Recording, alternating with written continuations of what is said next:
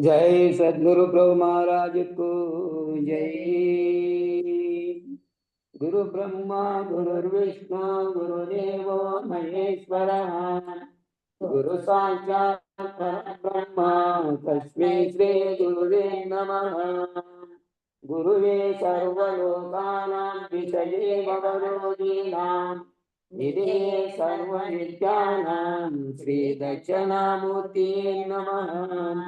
बृहद्वादिष्टसिद्धान्तं पूर्णबोधोपदेशिकम् श्री वेंकटेश्वर योगेन्द्रं सद्गुरुभ्यो नमो नमः।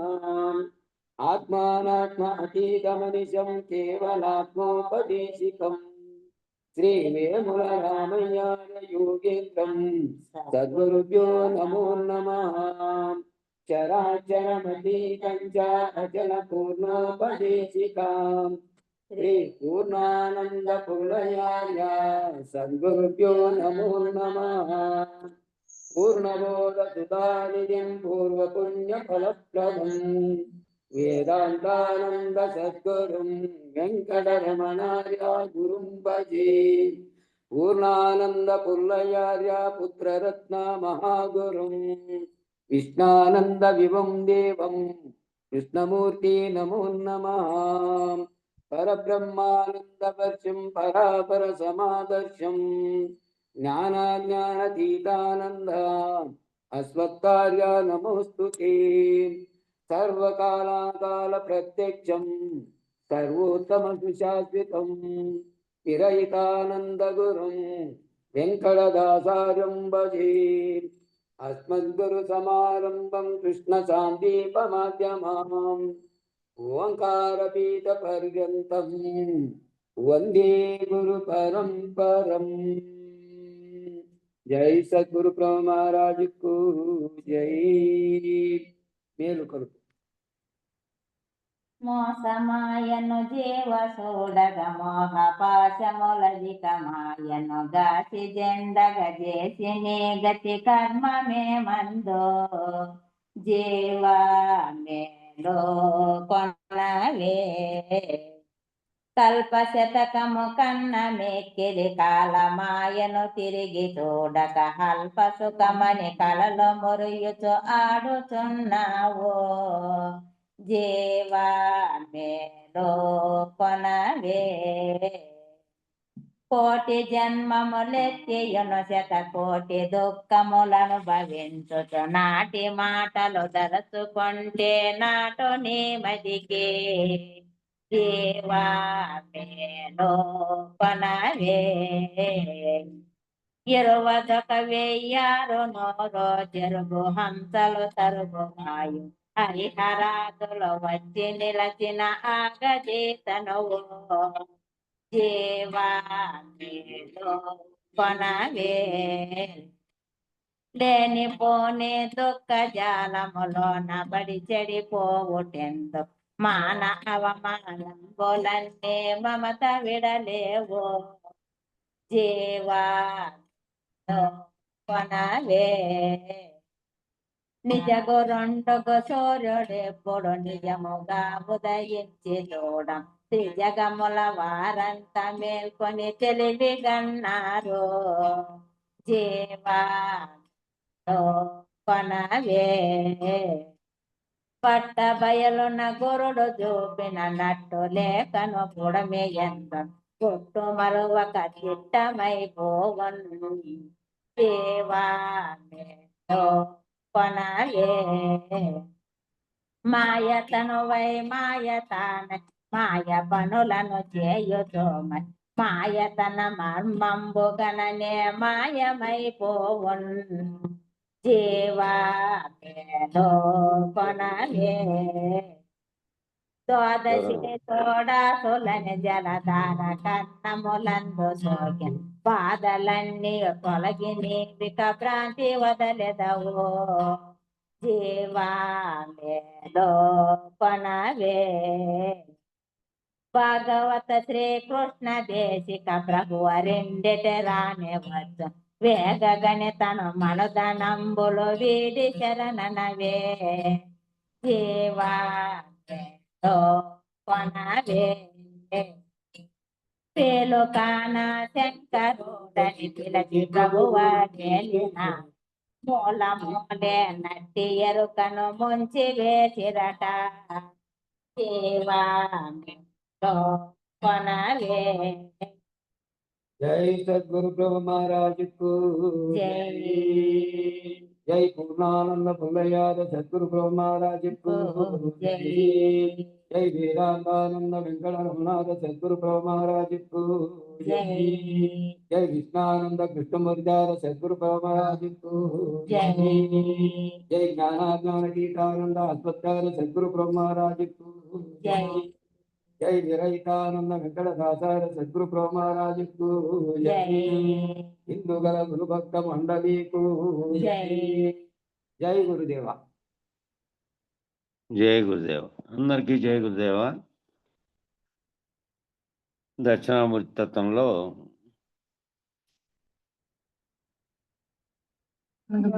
జై గురు స్వామి. జై గురమ్మ. జై గురు. మధ్యలో జాయిన్ అయిన వాళ్ళు, మధ్యలో ఎవరన్నా జాయిన్ అయితే జై గురు మళ్ళీ లాస్ట్లో చెప్పండి, కానీ రికార్డింగ్ అని అవుతుంది. కాబట్టి నిద్రపోతూ కూడా చెప్పాడు, నిద్రపోతూ చెప్తాడు. నిద్రలో ఉన్నవాడు కూడా నిద్రలో కారణోపాధిలో ఉన్నాడు, జాగ్రత్తలో కార్యోపాధిలో ఉన్నవాడు నిద్రపోతూ కూడా పగులు ఏదైతే పద్యం నేర్చుకొని ఉంటాడో ఆ పిల్లోడు వాని చేత రోజంతా పాడించింటారు కాబట్టి స్కూల్లో పిల్లాడు రాత్రి పూట నిద్రలో కలవరిస్తున్నట్టే నిద్రలోనే పద్యం చెప్తాడు, పడుకొని కలవరిస్తూ ఉంటాడు. నీవు కూడా అంతే, కార్యోపాధిలోను కారణోపాధిలోను ఈ తీరుగానే ఉన్నావు.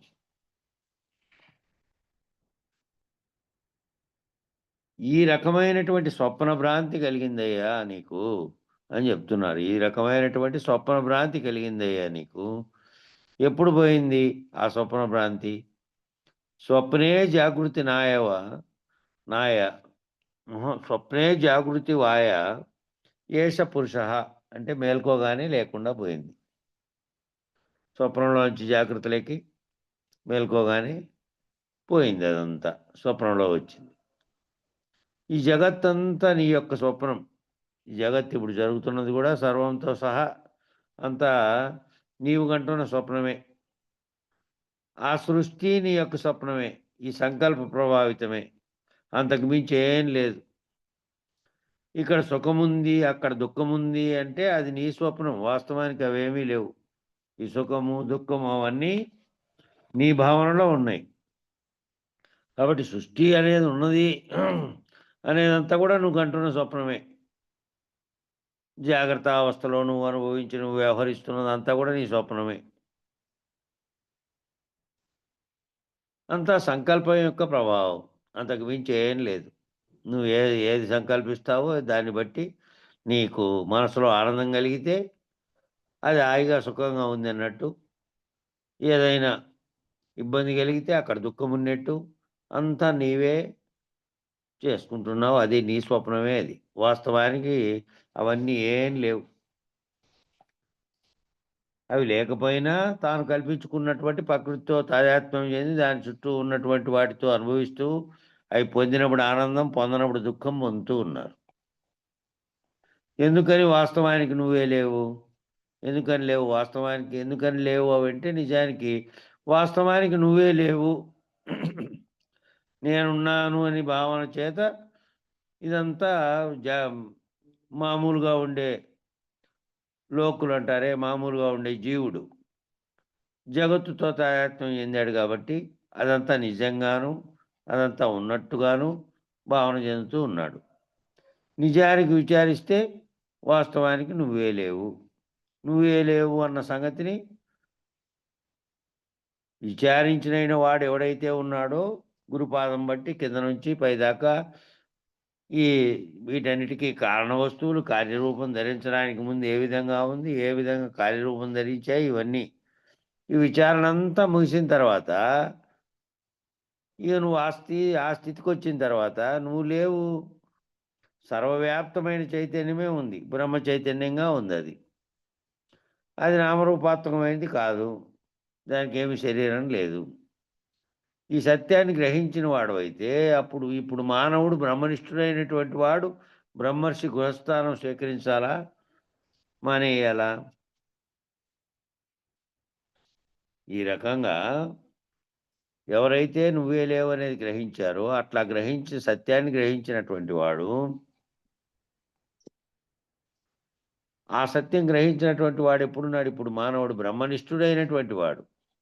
బ్రహ్మనిష్ఠుడై బ్రహ్మర్షి గృహస్థాశ్రయం స్వీకరించాలా మానేయాలా అనేది ఒకటి. బ్రహ్మర్షిగా ఉన్నటువంటి వాడు రాజయోగంలోనేమో తాను గృహశాస్త్రం నిర్వహిస్తూనే చైతన్యవంతమైనటువంటి దాన్ని గురించి తెలుసుకొని ఆ చైతన్యాన్ని నిరసన చేయడమే కదా ఇది. కాబట్టి గృహస్థాశ్రమంలో ఉన్నానా లేకపోతే సన్యాసాస్త్రంలో ఉన్నానా, అడవిలోకి పోయి ఆడో కూర్చున్నానా, కళ్ళు మూసుకొని కూర్చున్నానా అని కాదు.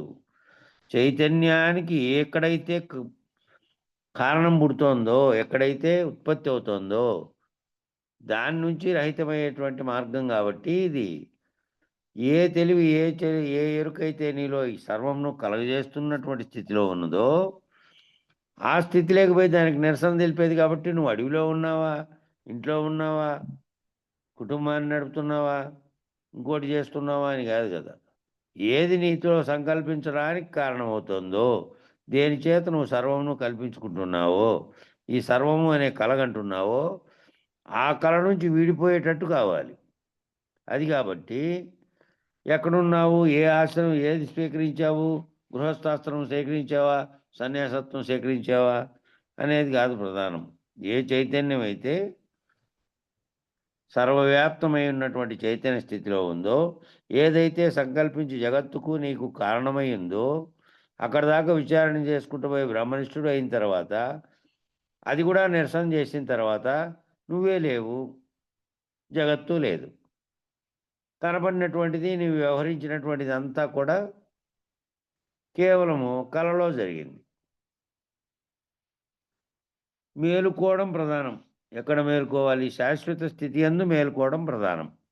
మేలుకోవడం అంటే రోజు పడుకొని మేలుకుంటున్నటువంటి దాంట్లో నుంచి మేలుకుంటానే ఎట్లయితే కలంతా ఎట్లా లేదో, రాత్రంతా నీ చైతన్యం అంతా ఉపసంహరించబడి లేనే లేదు, ఎక్కడ పోయిందో, అట్లా మేల్కొన్న తర్వాత ఆ మేలుకోవడం కాకుండా శాశ్వత స్థితి యందు మేలుకోవాలి. శాశ్వత స్థితి ఉంది.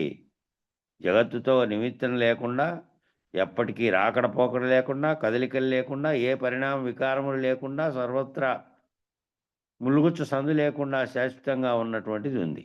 దాంట్లో మేలుకోవాలి.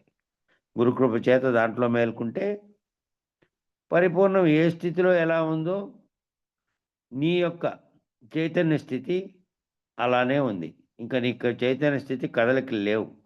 భౌతిక దేహం ఇక్కడ ఉన్నప్పటికీ భౌతిక దేహంలో ఏ చైతన్య స్థితి సంకల్పిస్తోందో, ఏ చైతన్య స్థితి కదలికలను కలగజేస్తోందో ఆ చైతన్య స్థితి రహితమయ్యి అక్కడ మేల్కున్నావు. గురు మేల్కవ చేత, గురుకృప చేత మేల్కున్నావు. అట్లా శాశ్వత స్థితి అందు మేల్కోవడం ప్రధానం. కాలాన్ని దాటడం ప్రధానము. కాలాతీత స్థితిలో ఉన్న బయలులో నిలబడి, కాలానికి అతీతమైన స్థితిలో ఉన్నటువంటి బయలులో నిలబడి ఉండటం ప్రధానం. మళ్ళీ ఆ బయలులో ఆ నిలబడి ఉండటం అనేది ఎట్లా నిలబడి ఉండాలంటే తాను రహితమైపోయి ఇంకా ఏ రకమైనటువంటి పరిణామ వికారములు దాంట్లో లేవు.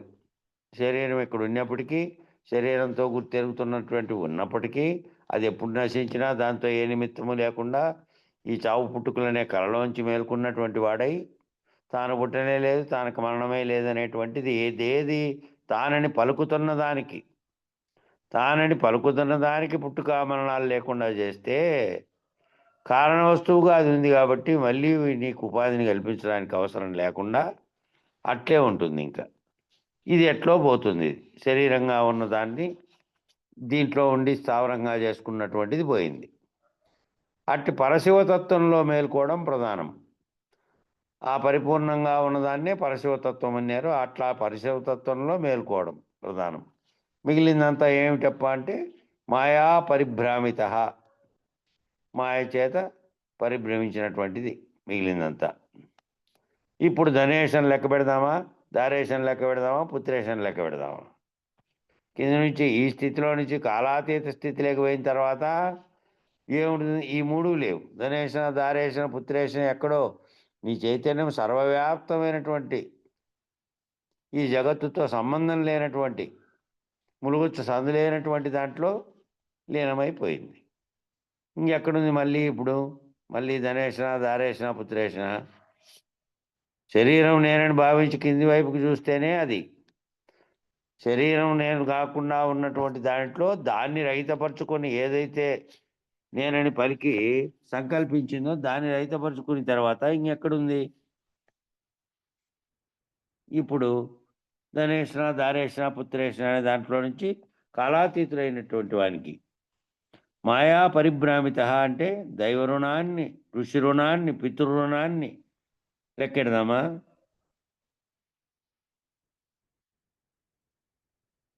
మాయా పరిభ్రామిత అంటే సృష్టి స్థితి లయాలను లెక్క పెడదామా? జీవేశ్వర జగత్తును లెక్క పెడదామా? ఈ మేలుకొల్పు ఎవరికైతే కలిగిందో వాడికి ఎలా తోచిందట అంటే మాయా పరిభ్రామిత స్వప్నే జాగృతి వాయు ఏష పురుష మాయా పరిభ్రామిత తస్మై శ్రీ గురుమూర్తయే నమ ఇదం దక్షిణామూర్తయే. ఇంకా ఈ లెక్కబెట్టేవాడే లేడు. లెక్కబెట్టేవాడు లయించిన తర్వాత ఈ పితృరుణం వల్ల జన్మ తీసుకున్నాం, మళ్ళా దైవ రుణం వల్ల జన్మ వచ్చింది, పితృరుణం వల్లనేమో శరీరం వచ్చింది, ఋషి రుణం వల్ల ఆ ఋషులంతా పరిశోధించి చెప్పిన దాని ఋషి వల్ల నిన్ను నీవు తెలుసుకునే మార్గం ఏర్పడింది. ఇక మళ్ళా సృష్టి స్థితి లయాలనేటివి మూడింటిని లెక్క పెడదామా? వాటికి అతీతంగా ఉన్న స్థితికి నువ్వు చేరుకున్న తర్వాత దాన్ని లెక్క పెట్టేది పని లేదు. జీవేశ్వర జగత్తు లేదు. జీవేశ్వర జగత్తులు రెండు ఏకంగా ఉన్నటువంటి స్థితి ఆ జీవేశ్వర జగత్తుగా పరిణామం చెందినటువంటి స్థితిలో నుంచి పరిణామరహితమైన స్థితిలోకి పోయిన తర్వాత మళ్ళీ లెక్క పెడతామా దాన్ని? అట్లా ఈ మేలుకొల్పు ఎవరికైతే కలిగిందో వాడికి ఎలా తోచింది అంటే మాయ చేత పరిభ్రమించిన విధంగా స్వప్నే జాగృతి వాయి ఏవ పురుష స్వప్నంలో నుంచి జాగ్రత్తలోకి మేలుకున్న విధంగా మాయా పరిభ్రామిత మాయ చేత ఇదంతా తోచినట్టుగా నీకు తెలిసింది. తెలిసిన తర్వాత ఆ తెలిపిన దానికి కారణమైనటువంటిదే ఆ తస్మై శ్రీ గురుమూర్తే నమ ఇదం దక్షిణామూర్తయే. దక్షిణామూర్తి ఏ విధంగా మౌన వ్యాఖ్యలో తెలియజేస్తే తెలిసిందో అట తెలిసింది. అటువంటి మేల్కొల్పు ఇచ్చేటటువంటి దక్షిణామూర్తి స్వరూపానికి అటువంటి మేల్కొల్పు ఎవరు ఇస్తున్నారు? దక్షిణామూర్తి స్వరూపుడు ఎవరు? ఏ గురువు అయితే ఈ విచారణలో మొత్తం సర్వవ్యాప్త చైతన్యమైనటువంటి బ్రహ్మాండ ఎరుకను, వ్యష్టి ఎరుకలను తొలగించి ఈ రెండిటికి కారణమైనటువంటి దాన్ని కూడా లేకుండా చేసి కాలాతీతమైనటువంటి దాన్ని, సృష్టికి అతీతమైన దాన్ని, ప్రత్యేగాత్మ పరమాత్మలు అనేటువంటి రెండుగా తోచినటువంటి దాన్ని ఏకం చేసి ఆ ఏకం కూడా లేనటువంటి అఖండ ఎరుకను కూడా దాటించినటువంటి స్థితిలో ఎవరైతే చెప్పారో వాళ్ళే, అట్లా మేల్కొల్పినటువంటి వారే గురువు గారు అయినటువంటి దక్షిణామూర్తి స్వరూపుడైనటువంటి గురువు. అటువంటి స్వరూపానికి సదావందనం. ఆ గురువు స్వరూపం ఏ విధంగానన్నా ఉండని ఆయన రూపం, ఆయన స్వరూపం, ఆయన స్వస్వరూపం ఏ విధంగా ఉంది, ఆయన లోపల ఉన్న స్వస్వరూపం ఆ గురువు గారి యొక్క బాహ్యంగా ఉండేటువంటి రూపం కాకుండా ఆ గురువు గారి యొక్క నిన్ను మేల్కొల్పిన గురువు గారి యొక్క స్వస్వరూపం దక్షిణామూర్తి స్వరూపంలో ఉంది. అటువంటి దక్షిణామూర్తి స్వరూపమైన గురు స్వరూపాన్ని తస్మై శ్రీ గురుమూర్తయే నమ ఇదం నమః అంటే ఏమిటి? ఈ నమః శబ్దం చాలా చోట్ల వస్తుంది. మంత్రంబులు త్రివిధంబులు ఉచ్చాటన మారణ మోహన స్వహాకారంతో వచ్చేటువంటివన్నీ కూడా మారణ మంత్రములు. నమః అని వచ్చేటటువంటివన్నీ కూడా మోహన మంత్రములు. ఈ ఉచ్చాటన చేయడం, మారణ, మోహన, స్వాహ అనేటువంటి దాంతో వచ్చేటివి అన్నీ కూడా మారణ మంత్రములంట. నమః అని వచ్చేటివేమో మోహన మంత్రములంట. వశీకరణ మంత్రములు అంటే అర్థం ఏమిటంట అంటే మళ్ళీ వశీకరించడం అనేటివి. నమ శివాయ అన్నాం. జగమంతా ఉపదేశం పొందినా పొందకపోయినా శివాయ నమః అని కానీ నమ శివాయ అని కానీ జపం చేయవచ్చు అందరూ అంటూ ఉంటారు. వాళ్ళ ఉపదేశం పొందిన వాళ్ళు కానీ పొందకపోయిన వాళ్ళు కానీ ఎక్కడైనా కూర్చుంటే శివాలయం కనపడితే శివలింగం కనపడితే లేకపోతే దారిలో పోతుంటే గుడి కనపడితే నమ శివాయ అనుకునే వాళ్ళు కూడా ఉంటారు. వాళ్ళు మంత్రంతోనూ ఉపదేశంతోనూ పని లేకపోయినప్పటికీ నమ శివాయ అని అనుకుంటే ఏదైనా మేలేమో అన్నట్టుగా అనుకుంటా అంటారు. అటు జపం చేయవచ్చు. పంచాక్షరి మంత్ర జపానికి అందరూ అర్హులే. మానవులంతా వాళ్ళకు గురువుగారు ఉపదేశం ఇచ్చాల్సిన పని ఏం లేదు నమ శివాయ అనడానికి. ప్రతి ఒక్కరూ అనుకున్నట్టే అనుకోవచ్చు ఎవరైనా. అట్లా అందరూ అర్హులే. అయితే విధి విధానంగా ఉపాసనా క్రమం తెలిసిన వాడేమో అంగన్యాస కరన్యాసాలతో చేస్తాడు.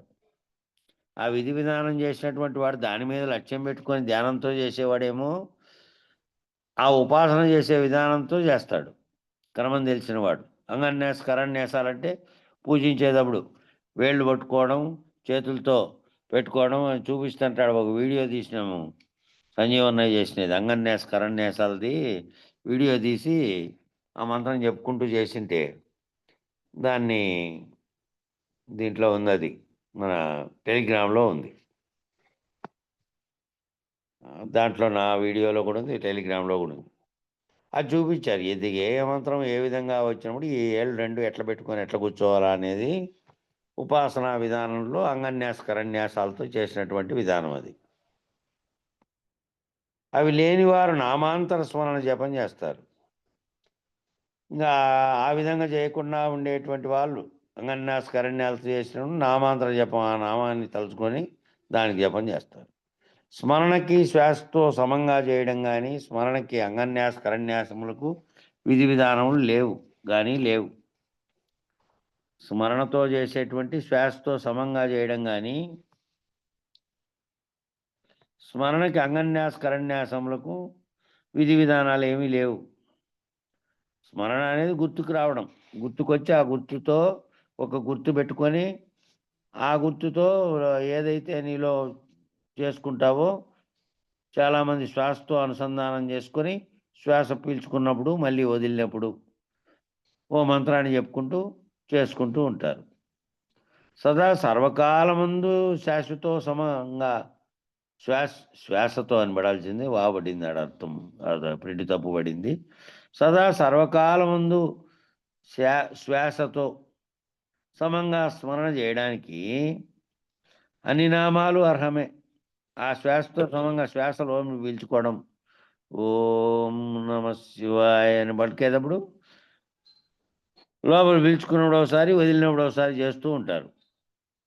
దాంతో కొంతమంది ఏమో ఈ చేతిలో దండ పట్టుకొని దాంట్లో 108 సార్లు అయిందే లేదనని పూసను తిప్పుకుంటూ చేస్తూ ఉంటారు కొంతమంది, ఏదో గురుమంత్రాన్నో నామాన్నో దేన్నో స్మరించుకుంటూ.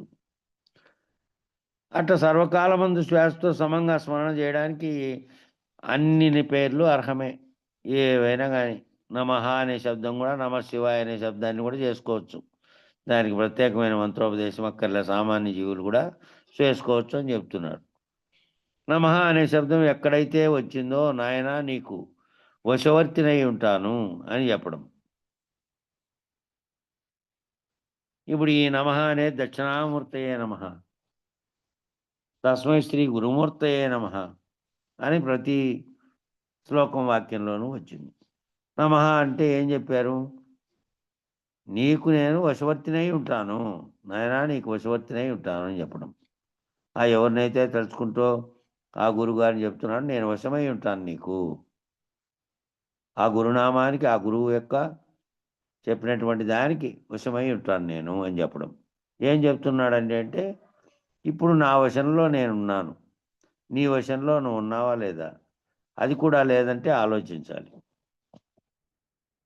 నా వశంలో అంటే నేను పలుకుతున్నటువంటి నేను నా వశంలోనే నేనున్నాను, మీ వశంలో మీరున్నారు. ఇక మీ మంత్రోపదేశం ప్రకారం మంత్రం ప్రకారం అయితే ఆ మంత్రం యొక్క అర్థంలో ఆ మంత్రం చెప్పినటువంటి గురువుగారి వశంలో ఉండి వర్తిస్తూ ఉన్నాను అని అనుకోవాలి.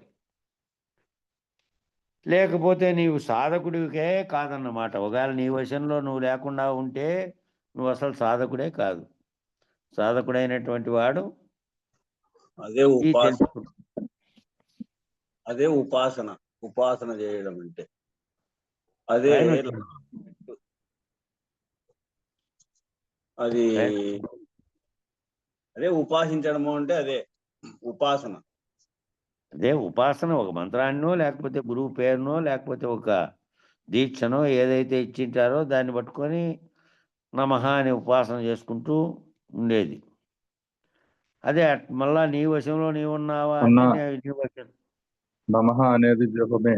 నమః అంటే అది నోటి వాక్యం జపమే. నీ భావం ఏదైతే ఆ దేన్ని ధ్యానిస్తాడవో ఆ స్వరూపం నువ్వై ఉండడం ఉపాసన. నమః అనేది చెప్పారు కదా అర్థం. వశమై ఉన్నాను అని అర్థం. నమః అంటే నా వశంలో నేనుంటూ మళ్ళీ దేన్నైతే ఉపాసిస్తున్నానో దాని వశమై ఉన్నాను. ఆ స్వరూపం నువ్వై ఉండాలి. అది ఉపాసన. కలిసిపోవడం, ఏకత్వం ఇది. ఆ మాటే చెప్పిండేది ఇక్కడ. ఆ మాటే చెప్పిండేది. ఉపాసన అనేది గుర్తు చేసిన అంతే.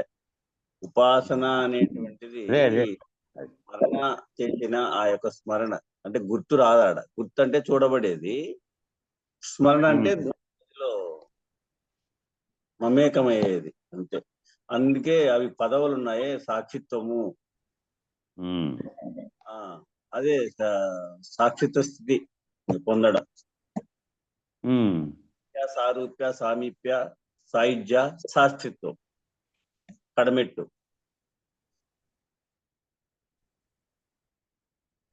అట్లా నీ వశంలో నువ్వు ఉన్నావా లేదా అది లేకుంటే అది కూడా లేకుంటే ఆలోచించాలి. లేకపోతే నీవు సాధకుడివే కాదనమాట. నీ వశంలో నువ్వు లేకుండా ఉంటే సాధకుడివి కాదు. కనీసం నా వశంలో నేనున్నాను అంటే నీకు 4 లక్షణాలు ఉండాలి.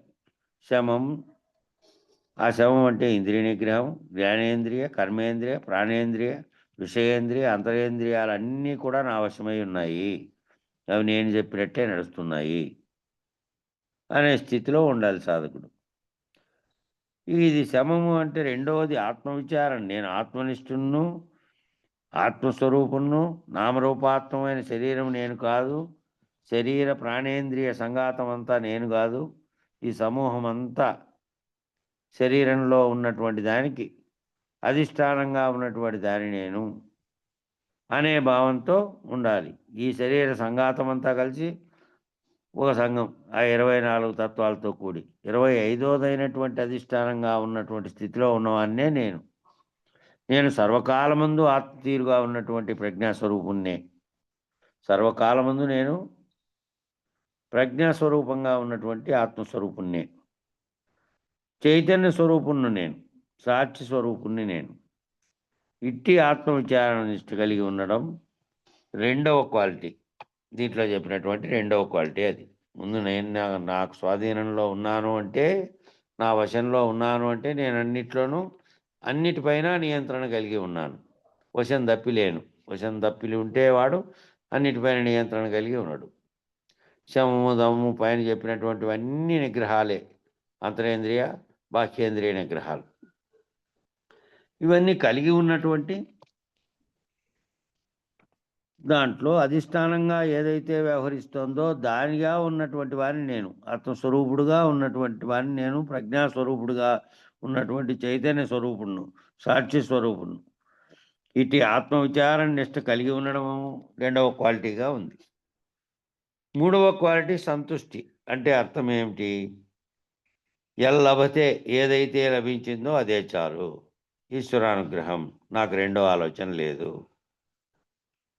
ఏది లభించిందో అదే లభిస్తుంది. ఆ లభించిన దాంట్లో అత్యధికంగా అతి తక్కువగా ఏదైనా లభించింది, దాంట్లో దానివల్ల నువ్వు చేసేటువంటి లభించకపోని నువ్వు చేసేది ఏదీ లేదు. నువ్వు ప్రయత్నమే చేస్తావు అంతే.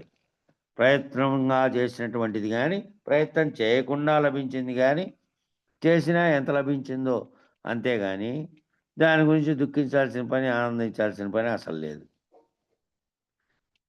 ఎందుకంటే ఏది నీవు ఇదంతా ఇప్పుడు దీనివో కింది స్థాయిలో భావించినప్పుడు మాత్రమే కదా ఇవన్నీ. ప్రకృతితో జగత్తుతో మమేకమైనప్పుడే ఆ లభించిన దాని పట్ల దుఃఖము, లభించకుండా ఉన్న దాని పట్ల సంతోషం, లభించిన దాని పట్ల సంతోషం వ్యక్తం కావడానికి ఆ స్థితిలో ఈ వ్యవహారం చేసి ఆ స్థితిలో భావం చెందినప్పుడు ఇక ఎట్లుండాలంటే సంతుష్టి అనేది ఉండాలి.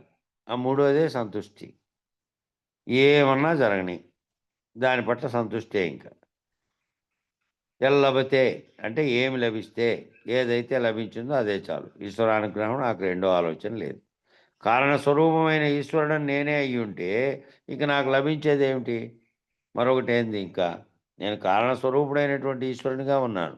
జీవభావంలోంచి విచారణ చేసిన సాధకుడుగా ఉండి ప్రారంభంలో జీవభావంలో ఉండి దాంట్లో నుంచి ఒక్కొక్క మెట్టు విచారణ చేసుకుంటూ పోయి నేను ఈశ్వరుడుగా సమిష్టి ఎరుకగా ఉన్నటువంటి దాంట్లో ఉన్న చైతన్య స్వరూపుడుగా, ప్రజ్ఞా స్వరూపుడుగా మహావాక్య విచారణ ద్వారా నేనే ఆ సృష్టికి కారణమైన బ్రహ్మముగా ఉన్నాను. అక్కడ పోయిన తర్వాత ఇంక నాకు లభించేది ఏమిటి?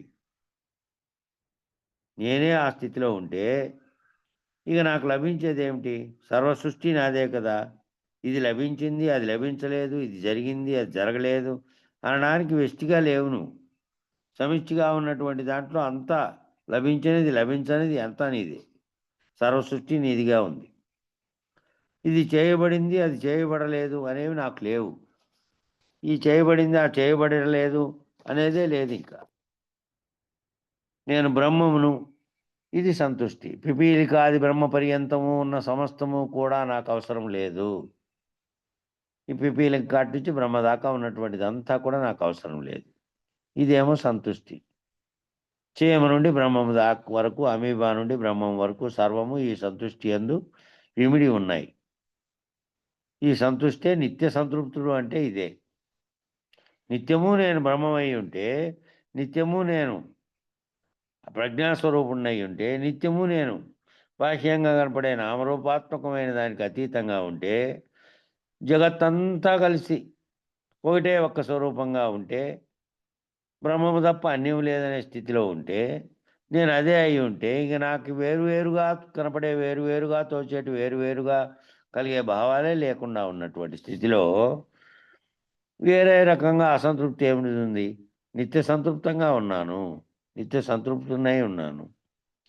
ఇక నాలుగవది సజ్జన సాంగత్యం. ఈ సజ్జన సాంగత్యం ఎటువంటిది? నువ్వు వారం రోజులు పోతే అప్పుడే ఒక వారం రోజుల్లోనే నీవు పరిశీలించగల స్థాయి తెలివి ఉంటే, వీనెమ్మడైతే నేను పోయినందువల్ల నాకేమైనా జ్ఞానం కానీ లేదంటే ఏదైనా వస్తుందా, ఏ ఉపయోగమైనా ఉందా? సజ్జనుడా, దేని గురించి వీడు భావన చెందుతున్నాడు, ఏది గురించి చెబుతున్నాడు అనేది నీకే అర్థమైపోతుంది. ఈ సౌధానికి నాలుగు ద్వారాలు ఉన్నాయట. ఒక సౌధం అంటే భవనం. ఆ 4 ద్వారాల వద్ద 9 పాలకులు ఉంటారు. మొదటి పాలకులేమో శమము, రెండవదేమో ఆత్మవిచారణ, మూడవది సంతుష్టి, నాలుగవది సజ్జన సాంగత్యం. ఇది యోగ వాసిష్టంలో చెప్పబడిందంట.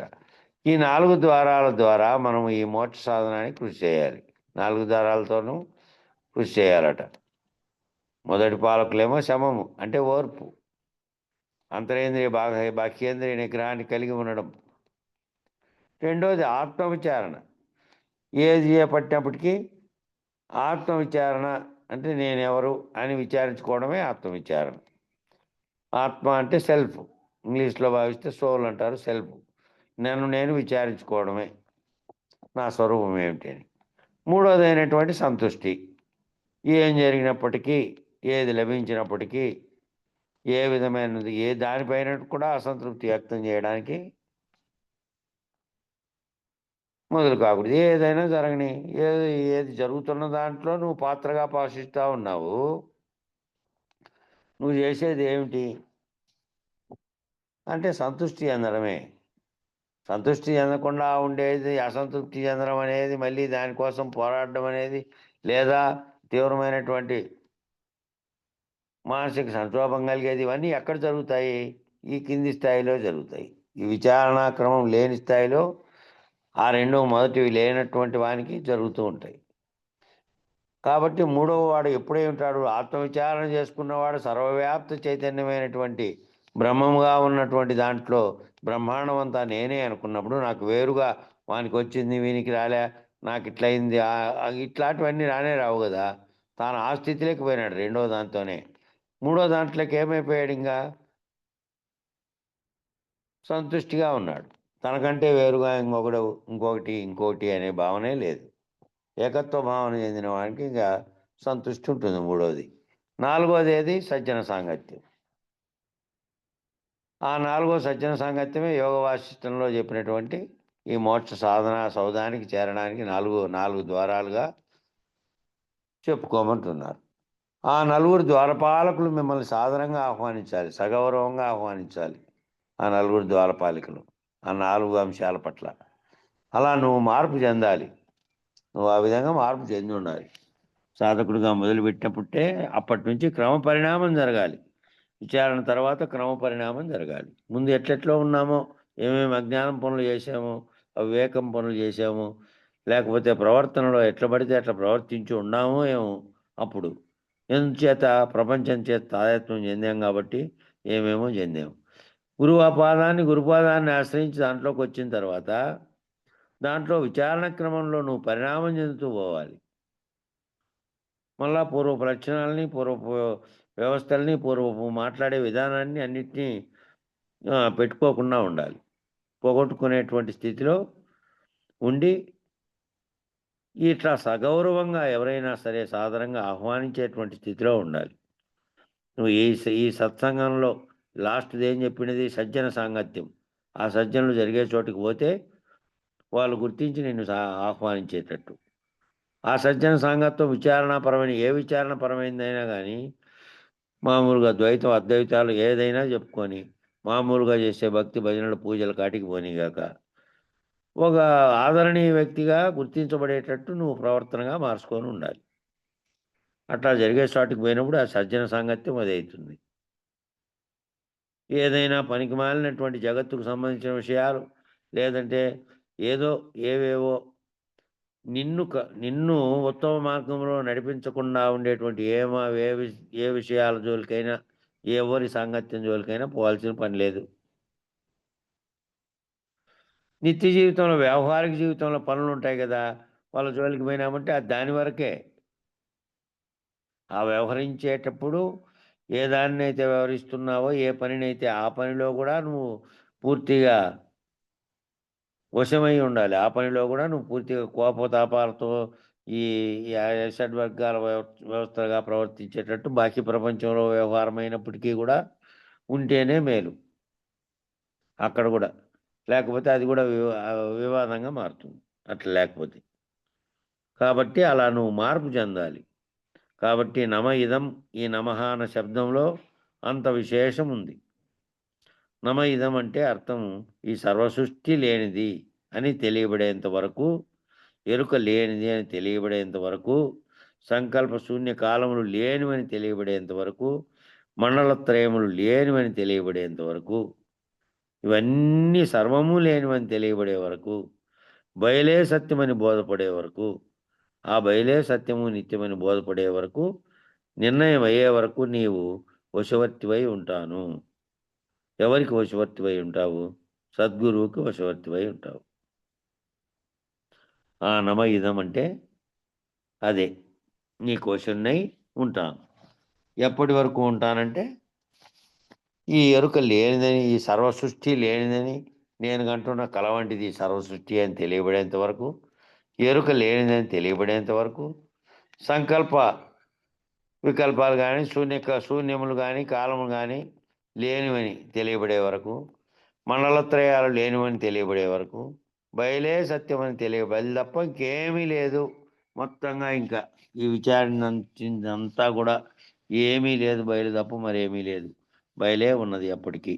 జగత్తు ఏర్పడిందంటూ కానీ, పుట్టినదంటూ కానీ, పోవునంటూ కానీ, లయమవునట్టు కానీ, నేను పుట్టి వ్యవహరించి మళ్ళీ లయమవుతున్నానని కానీ, ఇవన్నీ నా సంకల్పం చేత నాకు తోచబడినవే. ఆ ఎరుక చేత తోచబడినవే. ఆ ఎరుక రహితమైన తర్వాత ఈ ఎరుక, ఆ ఎరుక అనేటువంటి అఖండ ఎరుక, జీవ ఎరుక అనేటువంటివే లేవు. ఈ 4 తనువులు, ఆ 4 తనువులు అనేటివి లేవు. మొత్తమే లేదు, బయలు తప్ప మరేమీ లేదు అని నిర్ణయం అయ్యేంత వరకు వశమై ఉండాలి. ఎవరి కోసమై ఉండాలంటే సద్గురువు కోసమై ఉండాలి. ఆ నిర్ణయం నీలో వచ్చిన తర్వాత అప్పుడు నువ్వు వేరుగా లేవు, ఇంకా గురువు కంటే వేరుగా లేవు, గురువులో లీనమయ్యావు. అప్పుడు ఇంక వశమయ్యేది కూడా లేదు, గురువులోనే కలిసిపోయినావు, ఇంకా నువ్వు వేరుగా లేవు. ఇంకా నీ శరీర ప్రాణ సంఘాతాన్ని వాడాలి. అంటే గురుమూర్తి చెప్పినటువంటి మేరకు లోబడినటువంటిదైతే నేను అనుమతిస్తాను, లేకపోతే అనుమతించను అనేటట్టు ఉండాలి. నీ శరీర ప్రాణ సంఘాతాన్ని వాడాలంటే నీ శరీరము, నీ శరీరానికి సంబంధించిన 24 తత్వాలతో కూడినటువంటి సంఘాతం అంతా కలిసి సంఘం, శరీర సంఘం అది. దాన్ని వాడాలి అంటే, దానితో ప్రవర్తించాలంటే ఎక్కడైనా కూడా ముందు ప్రశ్నించుకోవాలి. నా గురుమూర్తి చెప్పినటువంటి మేరకు లోబడినటువంటిదైనా ఉందా, ఇది కాదా, ఇది దానికి లోబడి ఉన్నదైతే నేను ఆ విధమైనటువంటి దానితో నా శరీరాన్ని వాడి ఉపయోగించుకుంటా. లేదు దానికి విరుద్ధంగా ఉన్నదైతే నేను అనుమతించను, లేకపోతే అనుమతించను. ఎందుకనంటే నాకు స్వేచ్ఛ లేదయ్యా బాబు, నేను ఒక ఆయనకి దాసానుదాసుని, ఆ గురువు గారికి, ఆ గురువు బోధించిన దానికి దాసానుదాసుని అనే భావంతో ఉండాలి. లేకుండా నా శరీరాన్ని ఉపయోగించుకుంటా, ఏముందిలే ఈరోజు ఈడేదో వస్తువు ఉంది, ఎవరు లేరు, వాళ్ళు ఎవరు చూడలేదు, తీసుకుందామనో, లేకపోతే ఏ రకమైన భావన కలిగినప్పటికీ శరీరాన్ని ప్రవర్తింపజేసేటువంటి విధానం ఎక్కడ ఏ విధంగా నువ్వు నీ కోసం వాడుకున్నప్పటికీ, నీ కోసమే వాడుకున్నప్పుడు కూడా అది ధర్మ విరుద్ధంగా ఉన్నటువంటి స్థితిలో వాడుకోకూడదు శరీరాన్ని కూడా, నీ శరీరాన్ని కూడా. ఎందుకంటే నీ శరీరం కూడా గురువుగారికి సమర్పించినటువంటి స్థితిలో ఉంది కాబట్టి, ఆ గురుమూర్తి చెప్పినటువంటి మేరకు ఎంతవరకు నేను ఆ గురుమూర్తి లోబడినటువంటిది అయితేనే నేను అనుమతిస్తా చెప్పిన మేరకు, లేదంటే దాన్ని అనుమతించను, లేకపోతే అనుమతించను. ఎందుకనంటే నాకు స్వేచ్ఛ లేదయ్యా బాబు, నేను ఒక ఆయనకు దాసుని ఒప్పుకున్నా, మంత్రోపదేశం చేసినాడే ఒప్పుకున్నా, నేను తనుమనధనంలో అర్పిస్తున్నానని ఆ స్వామి గారికి ఒప్పుకున్నా. ఒక స్వామిని ఆశ్రయించాను నేను, ఒక దేశకుని ఆశ్రయించాను నేను, ఒక దక్షిణామూర్తి స్వరూపంగా ఉన్నటువంటి గురువుని ఆశ్రయించాను. ఇంకా ఆశ్రయించిన తర్వాత నాకు ఎక్కడుంది, నా అస్తిత్వం అంతా కూడా ఆ గురువుగారి చేతుల్లో పెట్టేసాను. కాబట్టి నేను ప్రవర్తించేదంతా కూడా గురువుగారి దాంట్లోనే ఉంది. కాబట్టి వారు ఇచ్చినటువంటి జ్ఞాన పరిధి ఏదైతే ఉందో, వారు ఇచ్చినటువంటి నిర్ణయం ఏదైతే ఉందో, ఆ నిర్ణయానికి వశవర్తినై ఉన్నా. మరి వారు ఇచ్చినటువంటి జ్ఞాన పరిధి నాకు ఏ జ్ఞానం అయితే గురుగారి ద్వారా లభించిందో, ఆ జ్ఞాన పరిధిలో నేనెవరో, నేను ఎట్లా వర్తించాలో, నేను కార్యరూపం ధరించిన శరీరంగా ఉన్నటువంటి వస్తువునా, లేకపోతే కారణరూపంగా ఉన్నటువంటి ఏ సంకల్పం చేతనైతే జగత్తులోకి వచ్చినానో ఆ సంకల్ప రూపంలో ఉన్నటువంటి వాన్నే, దాన్ని రహితపరుచుకున్నటువంటి స్థితిలో ఉంటే నేననే అస్తిత్వంతో ఉన్నానా, ఆ అస్తిత్వాన్ని పోగొట్టుకొని దాన్ని రహితపరుచుకున్న స్థితిలో ఉన్నానా అనే నిర్ణయం ఏదైతే ఉందో, ఆ నిర్ణయానికి వశవర్తినై ఉన్నటువంటి స్థితిలో నువ్వు ఉండాలి. అట్లా ఆ గురువాక్యం చేత గుర్తుకు చేసుకొనే ప్రవర్తించాలి. బాహ్య ప్రపంచంలో, అంతర్ప్రపంచంలో రెండిట్లను. శిష్యాచార్యతయా తదైవ పితృపుత్రాధ్యాత్మన భేదత, వారికి నాకు అభేదం కాబట్టి దక్షిణామూర్తితో అభేద స్థితిని నువ్వు పొందాలి. మీ జీవిత లక్ష్యం అది. మానవ జీవిత లక్ష్యాన్ని ఎంత స్పష్టంగా బోధించారో చూడండి. ఆ దక్షిణామూర్తితో ఎవరైతే అభేద స్థితిని పొందారో, ఆ పరబ్రహ్మ స్థితిని ఎవరైతే పొందారో వాళ్ళకి ఇంకా లక్ష్యమే అది. ఈ బోధలో లక్ష్యమే నీవు ఇంకా నా పరబ్రహ్మము, పరిపూర్ణము, ఆ దక్షిణామూర్తి అని చెప్పబడినటువంటిది ఏదైతే బయలుగా చెప్పబడిందో, ఆ బయలు కంటే భిన్నంగా లేనటువంటి స్థితిలో నువ్వు పొంది ఉండాలి. అదే లక్ష్యంగా అయి ఉండాలి, అదే స్థితిని పొందాలి. దానికి ఏ కదలికలు లేవు, ఏ వ్యవహారములు లేవు, ఏ పరిణామ వికారములు లేవు, ఏ రకమైనటువంటి రాకడా పోకడా లేదు. ఎప్పటికీ ఒకే తీరుగా మారకుండా ఉన్నటువంటి స్థితిలోకి పొంది ఉండాలి నువ్వు. ఆ స్థితిని పొందితే ఆ దక్షిణామూర్తితో అభేద స్థితిని ఎవరైతే పొందారో తాను కూడా ఆ రకమైనటువంటి దేశకేంద్రుడైనటువంటి గురువుగా అవుతారు. ఆ శిష్యుడు కూడా ఆ స్థితిని పొందినటువంటి వాడు తాను కూడా ఓ దక్షిణామూర్తి స్వరూపుడే అయి ఉంటాడు. ఆ భావంతో ఏకమైనటువంటి గురువు భావంతో ఏకమై ఆ రహితం తాను అని పలుకుతున్న దాన్ని రహితం చేసుకున్నటువంటి వాడై గురువుకు అభేదంగా మారినటువంటి వాడై ఉన్నవాడు. యః పరస్య పర మహేశ్వర తస్య ప్రకృతి లీనస్య, అంటే ఈ పంచభూతాత్మకమైనటువంటి ప్రకృతి లీనమైపోయినప్పటికీ, ఈ పంచభూతాత్మకమైనటువంటి ప్రకృతిగా ఉన్నటువంటిది లీనమైపోయినప్పటికీ ఏ మహేశ్వరుడైతే మిగిలిపోయి ఉంటాడో, ఏ మహేశ్వరుడు కారణరూపంగా చెప్పబడినటువంటిది, కార్యరూపం ధరించినటువంటి ఈ ప్రకృతి అంతా కూడా బ్రహ్మాండంగా చెప్పబడింది అంతా మిథ్యగా చేయబడినప్పటికీ ఇదంతా మిథ్యను, ఇదంతా ఒకప్పుడు వస్తు రూపాత్మకమైనటువంటి భౌతిక రూపాత్మకమైనటువంటి రూపం దాల్చడానికి కారణమైనది ఏదైతే ఉన్నదో ఆ కారణ వస్తువే ఉన్నది, ఇదంతా కార్యరూపం ధరించిన మొత్తం జగత్తుతో సహా ప్రకృతి లేదు, లేనిదైపోయింది అన్నప్పటికీ ఏ మహేశ్వరుడైతే మిగిలిపోయి ఉంటాడో వాడు వీడేనయ్యా శరీరంలో ఉన్నట్లు తోస్తున్నాడు. ఏ మహేశ్వరుడు మిగిలిపోయి ఉన్నాడంటే అఖండ ఎరుకుగా ఉన్నటువంటి సృష్టికి కారణమైనటువంటి ఈశ్వరుడుగా ఎవరైతే మహేశ్వరుడుగా ఉన్నారో ఆ మహేశ్వరుడుగా ఉన్నవాడు నీలోనే ఉండి నీలో ఉన్నట్లుగా తోస్తున్నాడు. నీలో ఉన్నట్టుగా నీకు తోస్తున్నాడు, ఆయనకు తోచట్లే. అంతే, అంతకుముందే వచ్చింది. కదులుతున్నది నీవు కాబట్టి భావన చెందుతున్నది నీవు కదలడట పరమశివుడు అన్నట్టు, పరమశివుడు కదలనే కదలడు. ఇక్కడ మహేశ్వరుడుగా ఉన్నవాడు కారణ వస్తువుగా ఉన్నప్పటికీ కారణ వస్తువుగా ఉండి దీంతో సంగమించకుండా ఉన్నాడు. నీలో ఉండి మళ్ళా నీతో ఏం చేస్తున్నాడు, ఉన్నట్లుగా తోపింపజేస్తున్నాడు. శరీరంలో ఉన్నట్టు తోపింపజేస్తున్నాడు. ఆ తోపింపజేసిందంతా మాయ చేత తోపింపబడినట్టుగా దాన్ని దాటుకుంటే, శరీరంలో ఉన్నట్టు తోపింపజేయకుండా ఉంటే అశరీరుడుగా ఉన్నటువంటి ఆ మహేశుడు అశరీరుడుగా ఉన్నాడు. ఆయనకు శరీరం లేకపోయినప్పటికీ బ్రహ్మాండం అనే దాన్ని తన భావన చెందుతూ ఉన్నటువంటి స్థితిలో ఉంటే దాని ప్రతిబింబ రూపమైనటువంటి జీవులుగా ఉన్నటువంటి వాళ్ళు శరీరంలో ఉన్నట్టుగా తోపింపజేస్తున్నటువంటి తోస్తున్న దానితో ఉన్నారు. ఆ తోపింపజేస్తున్నటువంటి ఆ మహేశ్వరుడేమో అశరీరి, పరబ్రహ్మం, దక్షిణామూర్తి, ఆ స్థితికమైనటువంటి వాడు, దేశకాలములకు అతీతమైనటువంటి వాడు, త్రిపుటులకు అతీతమైనటువంటి వాడు, ఆ దృష్టి దృశ్యముగా తెలియబడుతున్నటువంటిది కానీ కారణంగాను కార్యంగాను తెలియబడుతున్న దిపుటి కానీ వీటన్నిటికీ అతీతమైనటువంటి వాడు, తుర్యాతీతమైనటువంటి వాడు, తుర్య స్థితిలో కూడా సాక్షిత్వాన్ని కూడా రహితపరుచుకున్నటువంటి వాడు, తానే లేనటువంటి వాడు, తానే లేకుండా అయినటువంటి వాడు, బయలు స్వరూపంగా అయినటువంటి వాడు. తస్మై శ్రీ గురుమూర్తయే నమ ఇదం దక్షిణామూర్తయే. అటువంటి అవతార స్థితికి నాకు భేదం లేదు, అభేదం.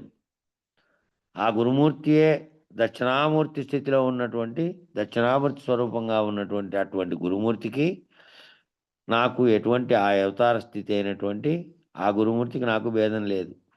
గురువుగా ఉన్నటువంటి వారు దక్షిణామూర్తి అవతారంగానే నీకు బోధించడానికి వచ్చినాడు అని భావించాలి. నువ్వు ఆశ్రయించినటువంటి గురువు దక్షిణామూర్తి స్వరూపంతో నిన్ను బోధించడానికి వచ్చారు. ఆ గురుమూర్తికి నాకు భేదం లేదనేటువంటి స్థితిలో నువ్వు ఉండాలి.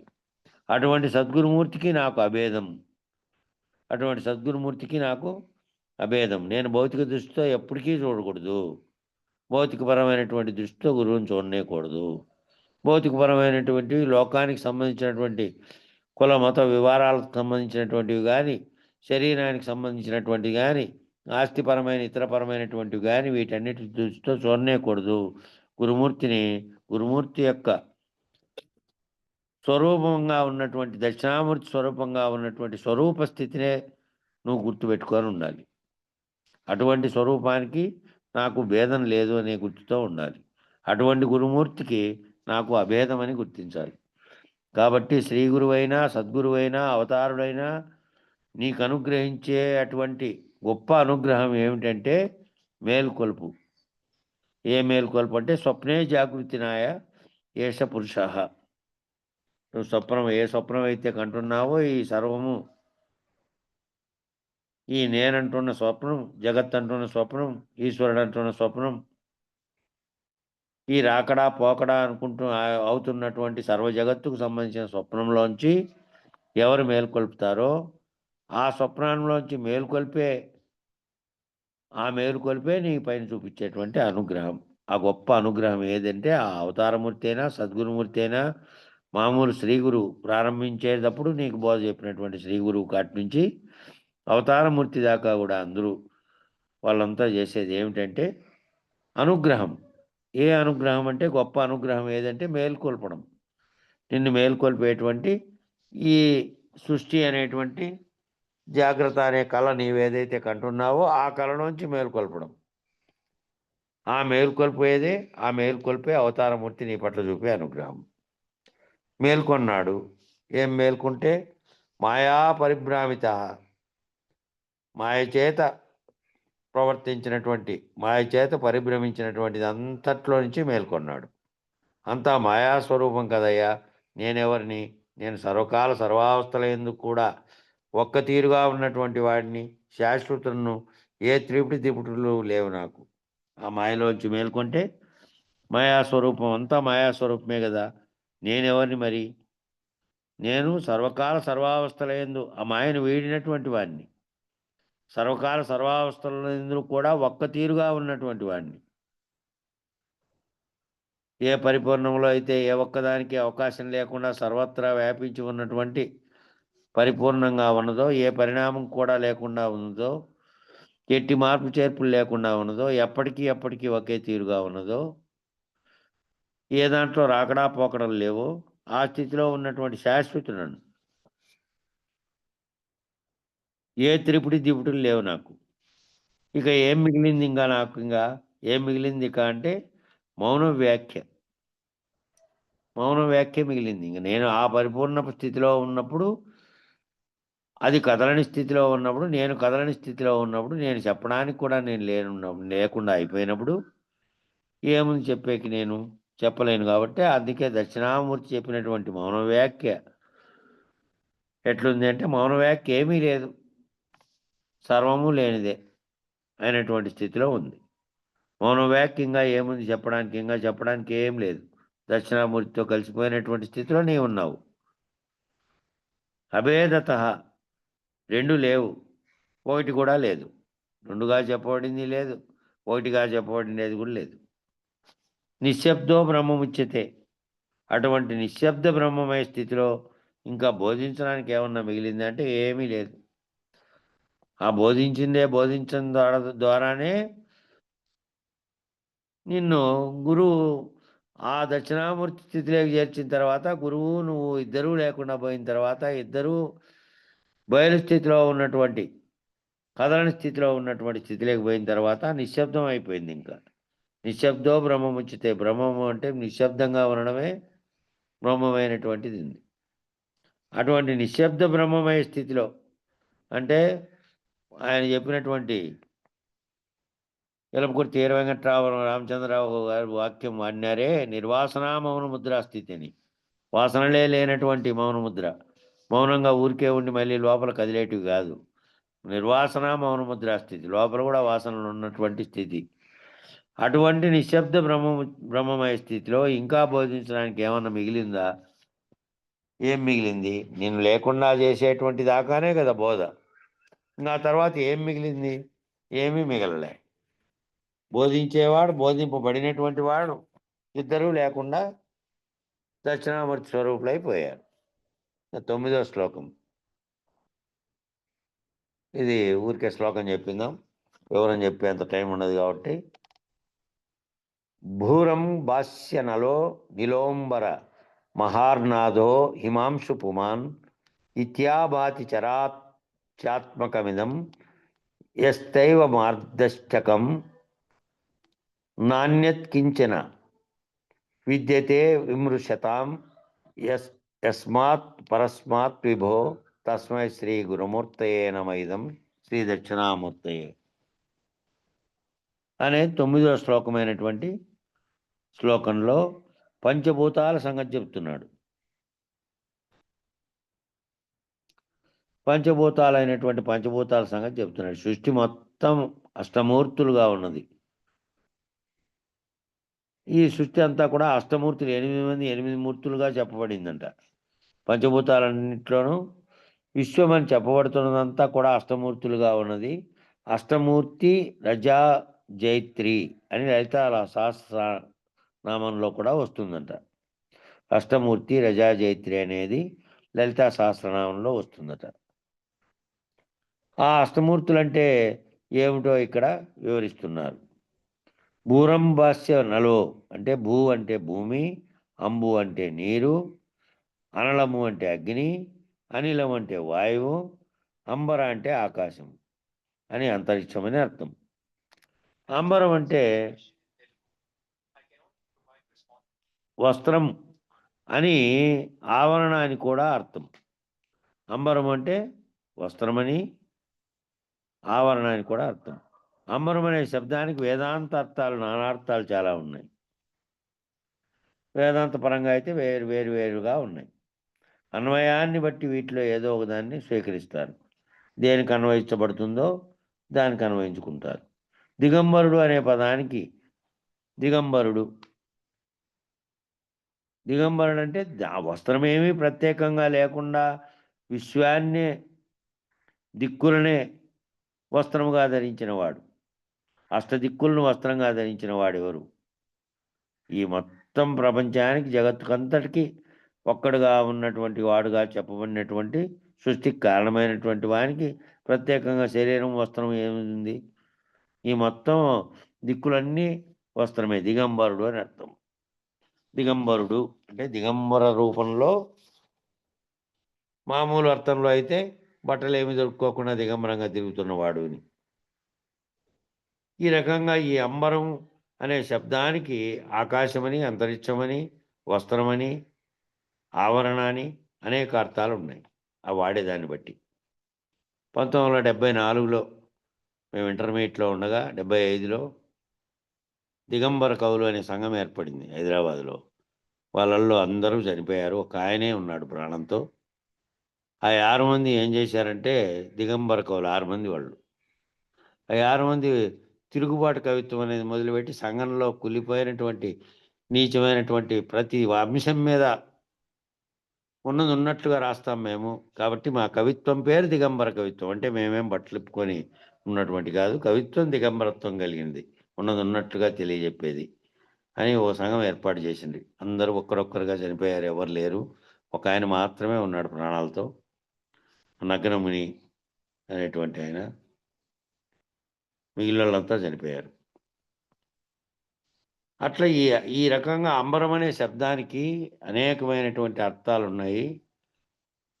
అదే శబ్దానికి ఆకాశమని, అంతరిక్షమని, వస్త్రమని, ఆవరణ అని అనేకమైనటువంటి అర్థాలు ఉన్నాయి. పూరం భాష్య నలో నిలోంబర మహార్నాదో హిమాంశు పుమాన్ 5వ లక్షణం దాకా వచ్చాం. ఇక మిగిలిన 3 ఏమిటంట అంటే భగవద్గీత కూడా చెప్పింది. ఆ మిగిలిన 3 ఏమిటంటే పంచభూతములు. ఇంకా 3 ఉన్నాయి అష్టమూర్తుల్లో. భగవద్గీతలో మనస్సు, బుద్ధి, అహంకారమని, కర్మ షట్కంలో జీవభావం నుండి ఆత్మభావంలోకి మరలింపేటువంటి పద్ధతిలో చెప్పబడింది. కాబట్టి మళ్ళా రేపు ఈ శ్లోకం కాటి నుంచి, ఈ ఆఖరు లైన్ కాటి నుంచే మొదలు పెట్టుకుందాం. సమయం సరిపోయింది. మంగళం చెప్పండి.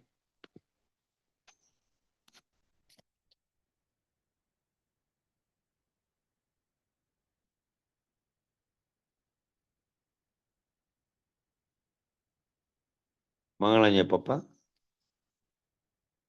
వెంకటేశ్వర. జై సద్గురు బ్రో మహారాజుకు జై.